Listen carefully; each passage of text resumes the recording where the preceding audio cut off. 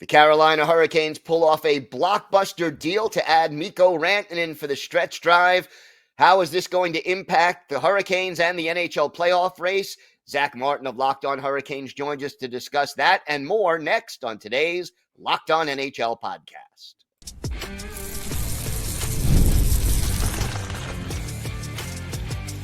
You're Locked On NHL, your daily podcast on the National Hockey League. Part of the Locked On Podcast Network, your team every day. Gil Martin here, and welcome everybody to the Monday edition of the Locked On NHL Podcast, part of the Locked On Podcast Network, your team every day. I want to thank everyone who makes Locked On NHL your first listen every day. Don't forget to subscribe on YouTube or wherever you listen to podcasts so you get new episodes as soon as they drop. Today's episode is brought to you by FanDuel. Super Bowl 59 is here, and there's no better way to make every play more exciting than with FanDuel Sportsbook. New customers can bet just $5, and if you win, you'll score $200 in bonus bets. Download the app or head to FanDuel.com to get started. It is my pleasure to welcome back to the show the host of Locked On Carolina Hurricanes, Zach Martin, and not a dull weekend here for the Hurricanes. They make a big splash, adding Mikko Rantanen, Taylor Hall, two big additions to this team. And let's start with the obvious. What is the immediate impact that these two additions will have on this team? First, as always, thank you for the invite, Gil. Always fun to talk hockey with you. If you're looking at the impact of what this means, well, in my opinion, you're getting a top 5 NHL player in the entire league in Mikko Rantanen. I mean, you're a guy who's gotten back-to-back 100-point seasons. He's on pace for his third, definitely on pace for his fourth straight 90-plus season. I mean, a guy who's been in, top 10 Hart conversations for the last 2 years, Stanley Cup champion. We can just keep rallying off what this guy has already done, and he's only, I think, 28 years old. So you are getting – everyone keeps saying, well, the Hurricanes don't have superstars. The Hurricanes don't have superstars. Well, you got your superstar. Yes, he's on an expiring contract, but if you listen to what Eric Tolsky said last night on the broadcast or just in general, they know it's going to take a little bit of a time to get that figured out. But initially, I mean, you're getting a guy who's, your cornerstone franchise-altering player. You've changed the landscape of basically the entire league, because now it's like, oh, okay, now the Hurricanes have got one of their top dudes. And that's not even talking about for the fact you also have Andrei Svechnikov, Sebastian Aho, and Seth Jarvis on the same roster as well, along with Jacob Slavin on the defense. I mean, you basically just took the Hurricanes, who are already the second best team in the Eastern Conference right now behind the Washington Capitals in terms of points, and now you just injected it with so much additional play off of this guy. You're talking one of the best power forwards in the league right now that, uses his body well. He has a lethal shot, basically can score wherever and set up his teammates. Oh, and you also got Taylor Hall, which is not even it's just a whatever addition. No, you're talking a first overall pick from 2010 drafts. You're talking also a MVP who was with the New Jersey Devils, a guy who's got well over 700 points in 800 something games. So you got a guy who's no slouch. Yes, it's his 7th NHL team, but you're still talking about a guy who's been in the league for 15 seasons, bringing some veteran presence. Maybe won't put the scoring like he used to, but it's still a guy who can get 50 points a season, really. And that's another nice addition, too. And the crazy part of this trade is, Gil, the Hurricanes gave up no first-rounders, and they gave up no top prospects. And that's talking about getting those two guys. And if you go back to the Jake Gensel deal, same thing. No first-rounders, no top prospects. That's some high injection without giving up your future for these two guys. And it's a massive impact already. And we saw it last night against the Islanders, which we'll talk about here in a bit. But yeah, talk about an instant boost on this roster. No doubt about that. Do you have a concern about these additions? Something that, maybe about their game that may not fit with the Hurricane style, or is it the fact that there is an expiring contract on Rantanen? What concerns you about this deal?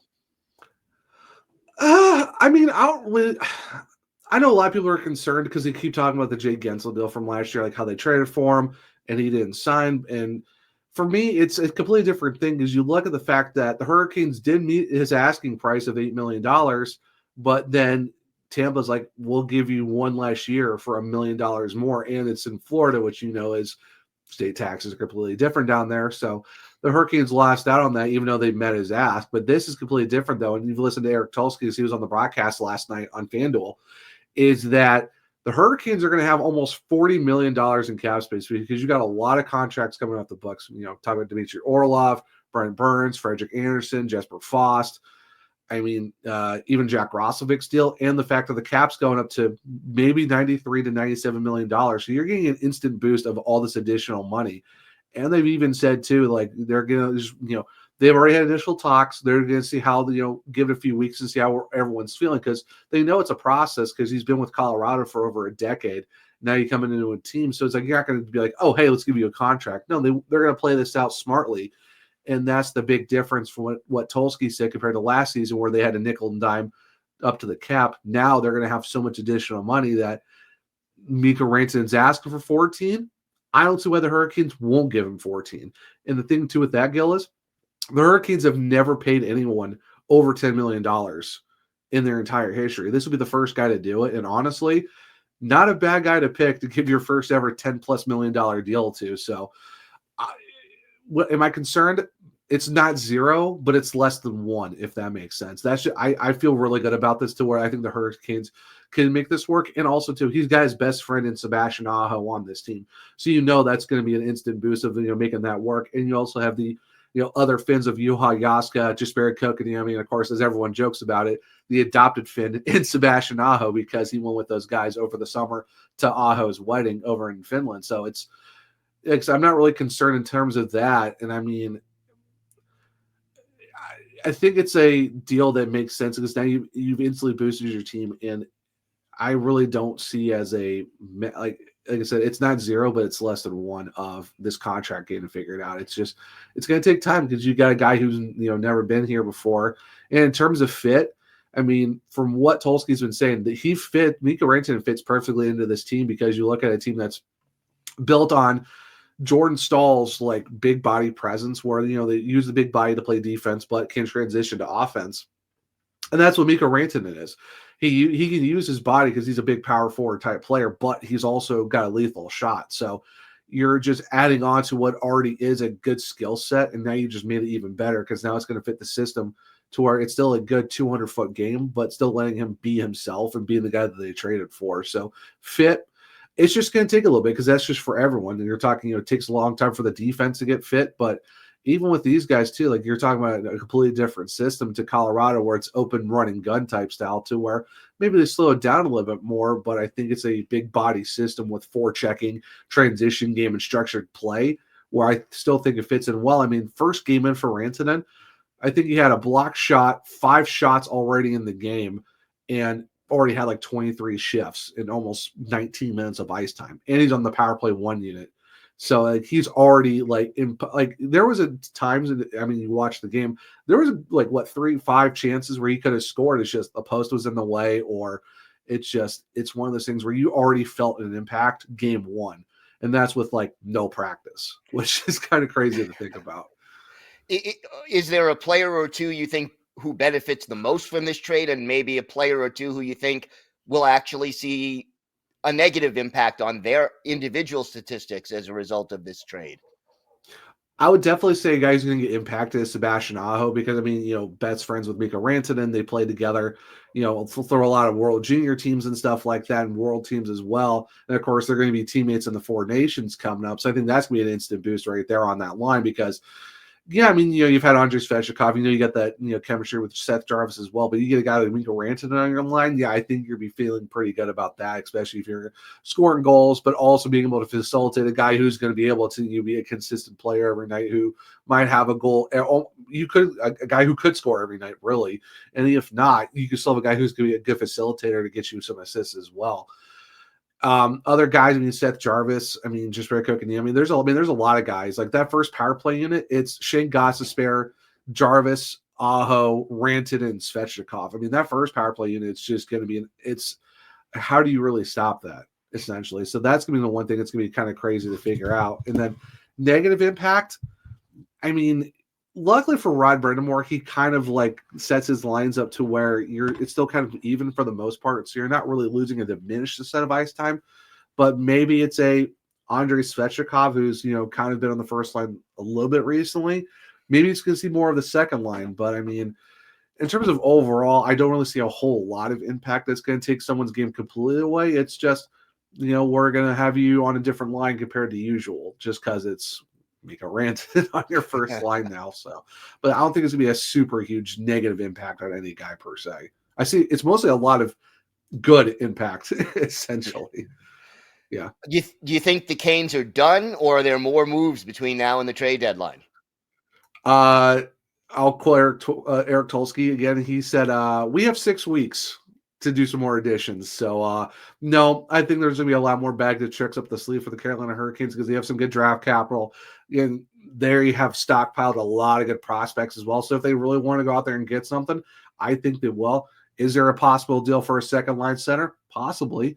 I mean, yeah, right now you got Jesperi Kotkaniemi, Jordan Stahl, and Juha Jaska, but I mean, there's never a bad thing when you're like, okay, is there someone available that we can still get as a second line center that I know everyone keeps talking about JT Miller, but maybe there's someone else that we don't know about. Because, I mean, no one really knew about this deal, even though it's been going on since last summer, and it really kicked into gear 6 weeks ago, then over the last 36 hours. So no one even knew this trade has been kind of slowly been working since the offseason, and now it's okay. No one thought that, it's Carolina and Colorado. It's been like Vancouver, and Vancouver, and it's like, no, here's Colorado. And I think that maybe there could be because the thing with Eric Tulsky is he calls around to everyone around the league. It's not just one team here, one team here. It's like he's perusing around saying, hey, how are we feeling? What certain guys can we go for? Like what trades are doable? So he does his due diligence, and I think there's probably a team where you're not even thinking about that maybe they're in for that's not a Miller or a Pedersen. Maybe it's someone on a different team that's kind of like a dark horse that maybe is off everyone's radar. And that's the thing with this is your first big trade in the Tulsky era. And it is probably one of the biggest in Hurricanes history, that's for sure. So long answer to say, no, they're not done. I would not be surprised if we see something else before the deadline because we are still 6 weeks away. Anything can happen right now under this new regime with Tulsky at the helm. All right, Zach, why don't you tell our viewers and our listeners where they could find the podcast and where they could find you on social media? Yeah, of course. Locked On Hurricanes on all podcast platforms, and we're also on YouTube as well. So, subscribe, hit the bell notification, share it, all that good stuff. So you don't have to miss any good thing. So like I said, also on social media, it's LO_Hurricanes on Twitter, X, however you want to call it. For me, I'm at One True Zach on X. I'm also at the Zachary Martin on Blue Sky as well. So yeah, you can check out the podcast all over there and stuff like that. Like I said, on all the platforms and on YouTube and all that good stuff. All right, Zach, thanks so much. Hey, thanks, Gil. Appreciate it. Today's episode is brought to you by FanDuel. Super Bowl 59 is here. One game, two teams, endless possibilities. And there's no better way to make every play more exciting than with FanDuel Sportsbook. Whether it's predicting the first touchdown, calling the MVP, or even betting on the coin toss, FanDuel makes it easy to get in on the action. With live betting all game long, you can adjust your bets as the game unfolds and feel the thrill from kickoff to the final whistle. The live betting feature lets you stay involved no matter what happens on the field, and the app is super easy to navigate. Plus, knowing that you can place a $5 bet and potentially win $200 in bonus bets for the Super Bowl, that's the icing on the cake. Download the app or head to FanDuel.com to get started. Just bet $5, and if you win, you'll score $200 in bonus bets. That's FanDuel.com. FanDuel.com, bet with FanDuel, official partner of Super Bowl 59.